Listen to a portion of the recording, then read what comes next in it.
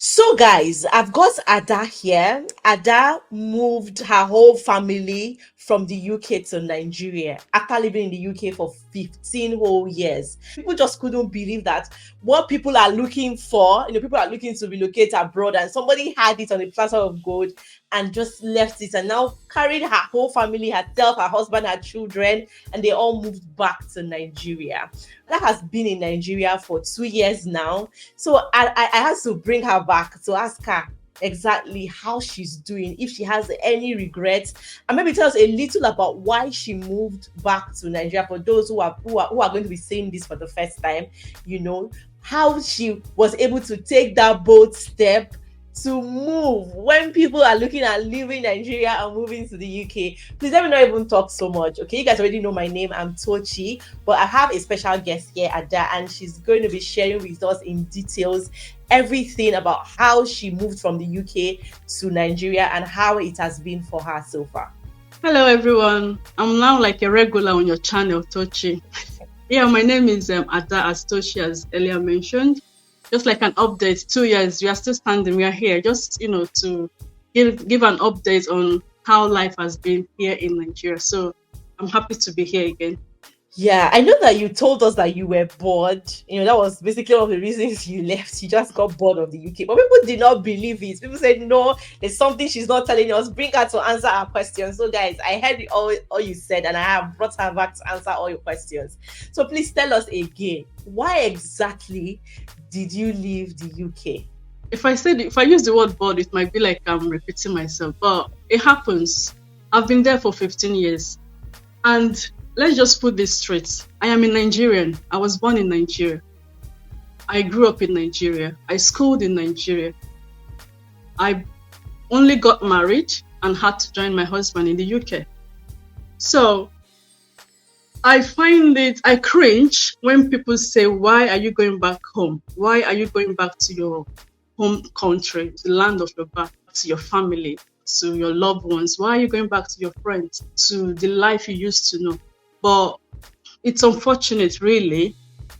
Things are just the way it is here in Nigeria, and I think people don't really think about things when they say it's just because of the situation of things. So if you ask me again why I relocated to Nigeria, I got homesick. I want to expose my children to the Nigerian side. I want to rest. I've worked so hard. I'm still working hard. I want to rest. I left for my mental health, to reconnect with family, to enjoy Nigeria. I left for the food, the noise, for the vibe. I missed it. I crave Nigeria. My heart beats for Nigeria at this point in my life. I've spent 15 years, my husband 20 plus years. So tell me if I was looking for something at 15 years, if you've not gotten it, what else are you doing? I'm not getting any younger. Don't be deceived. Look at me very well. I want to enjoy this other part of my years in Nigeria. There's so many reasons why I left the UK. It's called movements. You can't be in one place. It's called transition. My first daughter, she's 15. And she was born in the UK. And where we live in the UK, it's like a countryside, sort of. They are the only Black people in their class, in their school. Just recently, we started getting other African children in the school. So I would say my children, they are Nigerian and British at the same time, but the British side is like up there, and the Nigerian side is down here. So what's wrong is it to, let them see the other side of their identity, their heritage. That's basically what it is. I don't know what the big deal is, really. But I think it comes more from people in Nigeria than people in the diaspora, if you get what I mean. Yeah. Well, to be honest here, isn't that the goal of most people, to go abroad, make money, and go back home? Why are people making it look like you? Thank you. See the comment section of that video, because me, I really didn't understand it. somebody moved abroad and said, I don't want to stay abroad anymore, I want to go back to my home country. Why are you guys against it? Why do you guys have a problem? Yeah, I know. People are used to, people were, Nigeria, I think our government have made us, the system has made us, my daughter would say, Nigerians are not patriotic. Like, why? Like she's, you can see how, yeah, I don't blame them. The country, you know, we actually have a video on my channel, myself and my daughter, where she gave her own experience, her own take on everything. It was really good to hear from her own take of everything. If a girl of 15 years knows this, how much more grown-ups, you know? So it's not a bad thing. Just like you said, we left for greener. My husband basically left for green. It wasn't doing so well here in Nigeria, just like most people. And he moved. He relocated to the UK, you know, did all the work here like most people would do. Got the job in the army, and he stayed for that long in the army, traveling from country to country and doing all the army life stuff. He's done it for years. And it was time to like, okay, let me take, if you see me, then you can imagine my husband, his age and everything, you know. And the big thing for us actually was during the pandemic, I lost my father-in-law and my mother-in-law, and we couldn't travel to Nigeria because of the whole restriction and everything. And my own parents are alive. My mom is alive. My dad is alive. And I said to myself, what if anything happens? Is this like, how do I explain this to my children? Because it's one of those things I did for myself to bring them to bond with their grandparents whilst they are still strong, although they are aging, but they are still strong. So far, how have you been coping in Nigeria, and do you have any regrets making that decision? I'll take my glasses off for you so you can see. My skin is skinning. See this wig I'm wearing? Like, I can't even count. Apart from the wig, if I want to go to the salon every day, if I want, I can go. My children are thriving. I can eat Nigerian food as much as I want. Like, I can visit my mom and dad whenever I want. They can come to my house whenever they want. Like, the system here is totally, it's like this. You know, what I've been used to in England and what I'm enjoying or facing here, they are two different things. But that doesn't mean there's no challenge or struggle here. I think if we want to start talking about the challenges here, it's like we will not leave this conversation.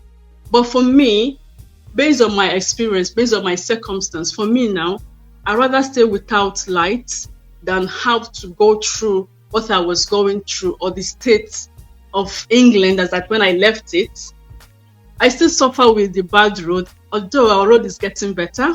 It's looking cost of living. We hear now that things are really expensive. My husband visited Nigeria recently, and he was just like, how are people coping there? So cost of living, my dear, is the same thing everywhere. I would say I appreciate I understand my privilege or privileges as a citizen. I think it helps. But looking at it from the cost of living in the UK before I left, and even now, my brother is there as we speak. So even if I don't watch the news, I have somebody there on ground that is telling me what is happening there. Although I know, because I know I basically watch the news. So the cost of living, I would say, is everywhere. But with regards to Nigeria, we are coping. It is really, really, it's crazy. But the bad side here is nobody regulates the price. Nobody regulates the price here. Anybody can just put price up and, you know, just sell. But what I'm doing to cope is shopping around. I found a way to navigate these things to get my things easy. How about your kids? I know they've got like accents and all that. Does that? Yeah, I try. This time I don't take them out. If I'm going to the market, I leave them at home. Or if I'm pricing, I just tell them to close their mouths, because it's not working well for me. Because as soon as they open their mouth, the price goes up just because they've got British accent. So I think it's a general thing. Your kids, do they have any regrets? Do they say like, "Mommy, take us back to the UK"? No. Maybe it's a phase. I don't know. Maybe because they are children, everything they are seeing here is new to them. I don't know. That's not to say they like everything happening here. But to sum up everything, I'm their mom. I see them. The cost of living is the same everywhere, but by the grace of God, we are managing just like everybody else. I've got my ways of, going to the market and trying to get a good deal. I just have my way of doing that. And when it's time to bargain for things, I wear my business hat to do that. So I've been really coping well, really. Yeah, it's good to know you have no regrets so far. You told us in the video that you established a business here in the UK. We know that now. So how is the business surviving without you here presently?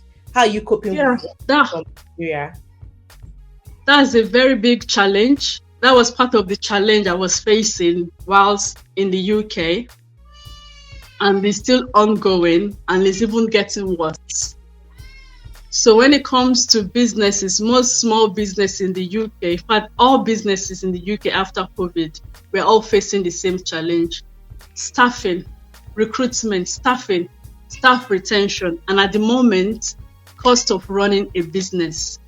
It is just, it's been one big challenge for me, not just for myself, like I said, for other businesses too. So we just try as much as we can to just keep afloat. It's really difficult, but we are trying, like every business would do, to keep afloat.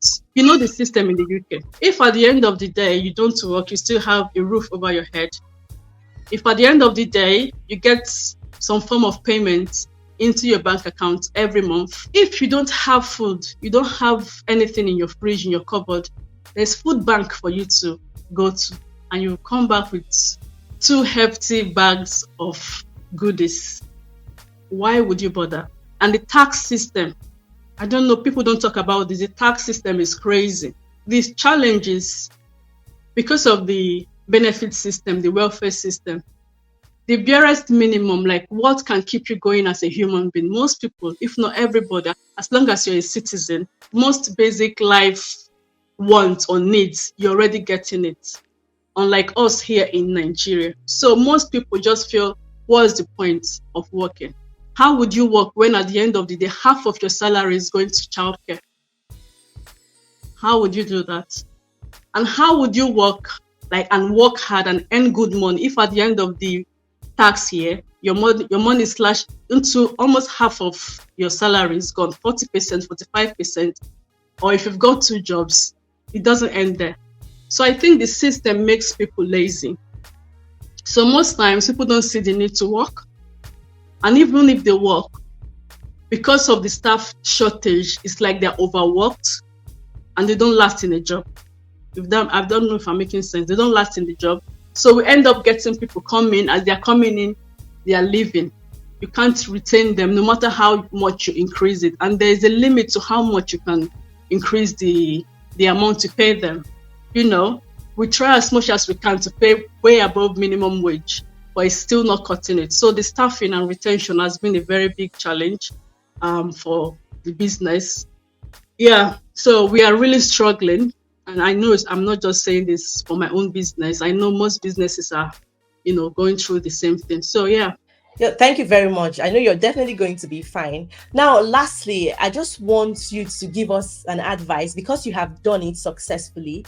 For those who are interested, what advice would you give to anybody who really wants to start up a genuine business in the UK?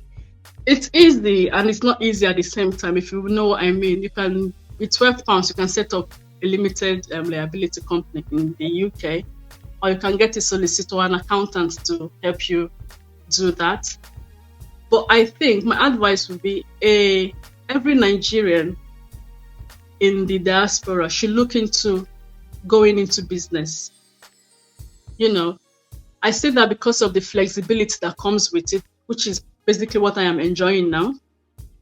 I say that because of how well your lifestyle will improve. I say that again because of the tax system. It's favorable to businesses than, working as an employee.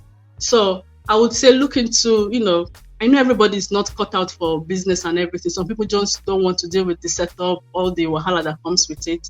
They just want to go out, get paid, and come back and solve their problems. But I'm just saying people should consider that. It will really be helpful. So please, any business ideas that can help? So it's just basically look around you. I always say, look around you, look for the problems. If you can find a problem, just go out and look for how you can solve that problem. No matter where you are, look around you, see what people need, see what people are like will pay anything to have. As long as there's a problem, find ways to solve that problem and monetize it. Really, that's basically it. Is going and doing things outside of the box. You know, what works 5 years ago might not work now because of the way things are changing. We're in a digital world, so you have to tap into the power of social media and the internet. So think outside of the box and see what you can do for yourself. See how you can solve people's problem around you, then monetize it. And I think you'll be good to go.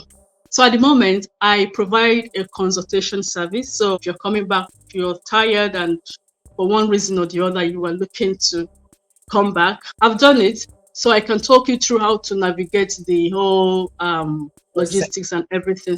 You can always check my channel out. Go to the description box, or Tochi might leave it in her description box for you to, click and book a consultation. Or just watch my channel. I leave videos on my life here and things I've been up to and ways to navigate life here in Nigeria. All right. Thank you so much, Ada, for coming. And thank you, everyone, for watching. I hope this video has inspired you. Hope you've taken something home from it. I'll see you guys in my next one. Bye-bye.